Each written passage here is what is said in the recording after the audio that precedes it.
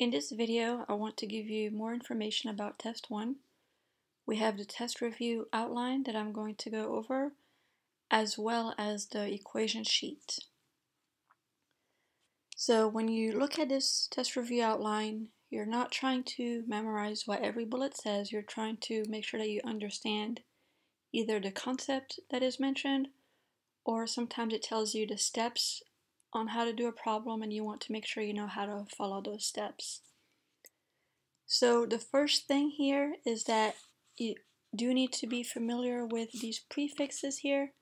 If they are in front of a unit, then you have to go ahead and convert. You are given the other units, so if you look at your equation sheets, you are given these prefixes right here, so you don't have to memorize these, but you do have to memorize milli, centi, and kilo. You also need to know the units for each of these quantities. There will be some kind of unit question on the test, like there was on the practice problems, where it might give you a unit and ask you, is it equivalent to another unit? Right? For example, electric field, the unit is newtons per coulomb. That comes from the definition electric field is force per charge. That's newtons per coulomb. But there's another equation, if you look in your equation sheet here, that tells you the potential difference between 2 points equals negative E times D. So if you use that definition, we don't need the negative sign for units here, and you solve for E, you get V over D. So the units for potential difference is V. The units for distance is meters. So that tells you that volts per meter would also be an appropriate unit for electric field. So electric force is newtons, charge is coulombs, potential or potential difference is volts, potential energy or kinetic energy, any kind of energy is in joules, and capacitance is in farads. So starting with chapter 17 here, the first bullet here is just talking about conceptual things, and this you pretty much have to memorize, but you're also going to apply these two bullets when you do problems later on, right? So opposite charges attract. If you have a positive and a negative, what that means is that if I asked you, well, which way is the force on this negative charge, you would say, well, the force is to the left because it's attracted to this opposite charge. So you see how it's not just memorizing what the bullet says, but really understanding what it says. And like charges repel, so likewise if I asked you which way is the force on this negative charge here due to that one over there, then you would say, okay, well, since they are repelling, it would be that way, where I made a straight line between these and they're repelling each other. And the third one here, charge is conserved, so this is referring back to the little demo that I showed with the PHYS applet, where there was a balloon that was rubbed on the sweater, and when you rubbed that was a sweater here, and you had a balloon, and then it was rubbed onto the sweater, and then the balloon became all negative. And what we said was that the negative charges from the sweater, they all transferred to the balloon, and so the sweater was left positively charged. But the fact that the sweater was left positively charged, we don't say that it gained protons, we just say that it lost electrons. It's always the negative charges, the electrons, that are moving from one object to another. And then the second bullet here, so this one is just talking about how if you have a conductor, charges can move freely. such as in metals. So that means that if you have a metal, and I don't know how to draw metal, but let's say this is a sheet of aluminum, and let's say that you just transferred some negative charges onto it, then those charges will very quickly move throughout the whole conductor. While if you have an insulator, such as the balloon, if you just rub that left side of the balloon on the sweater, then it would be only that left side that would be negatively charged, because it's going to take a really long time for those negative charges to spread out onto the balloon, and usually they don't even spread out, they just stay there.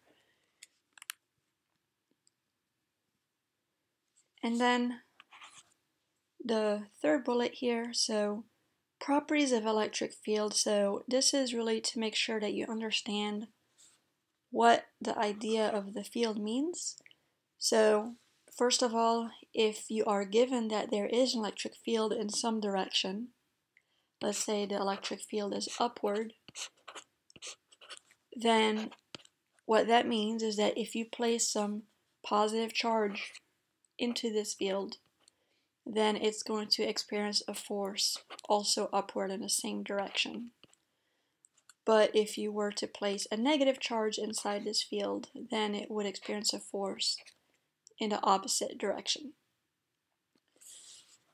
And then that's if your charges were placed in some external field, but the charges themselves also produce a field. So a negative charge produces a field that points towards it, and a positive charge produces a field that points away from it. So all charges, whether they're at rest or whether they're moving, produce this field. So the same idea that we just talked about here still applies. If you were to put some other charge within this field, it would experience a force. A charge always experiences a force when placed in a field. So you put a positive charge right here, a test charge, then it's going to experience a force in the same direction as the field, so a force that way. Which you already know this because like charges repel. But it's just another way to look at it. And finally, the line density indicates strength. This is talking about how if you look at one region, for example, the region close to the charge right here, you can see that the electric field lines are close together. That means that the field is stronger. And if you're looking further away, this region here, you see that now the field lines are far apart, and so that means that the field is weaker. And again, you can tie that back into the definition that if you put this test charge here, where the field is weaker, it will experience less force.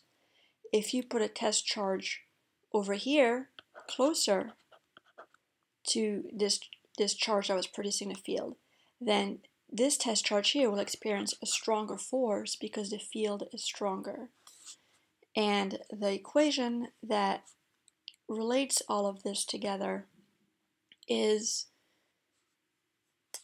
this equation right here. So when you're looking at these equations, make sure that you know what they mean. So this is talking about how you can find the force experienced by a test charge. Q prime is a test charge. If you place this test charge in this external field, then this test charge right here, this Q prime, will experience a force. So this first equation here gives you the relationship between those variables. Now, this next equation here that says E equals KQ over R squared, now this is different. What this is talking about is the electric field actually produced by that 1 point charge. So it's talking about the electric field, these arrows that we drew here. How would you find the strength of the electric field? And obviously the closer you are to the charge, the smaller the distance. That means you have a stronger field. So make sure that you understand the difference between these equations. And back to this equation here. So this equation here for the force tells you, well, you know that your like charges repel, opposite charges attract. Well, how much force did I experience? So this one gives you the force between 2 point charges. You have two charges, Q and Q prime. So it's not the same. Now, this F here is also the same electric force as this one. But here is just the force experienced by one charge when placed in an external field. Here, it's the force between two charges. And this first equation that I skipped here is just talking about how if you know the charge on something, then that charge will be a multiple of the charge on an electron. So N would be the number of charges and E would be the charge on an electron, which is given right here. This is E. And so you could find how many electrons there were or how many protons, because protons and electrons have the same charge.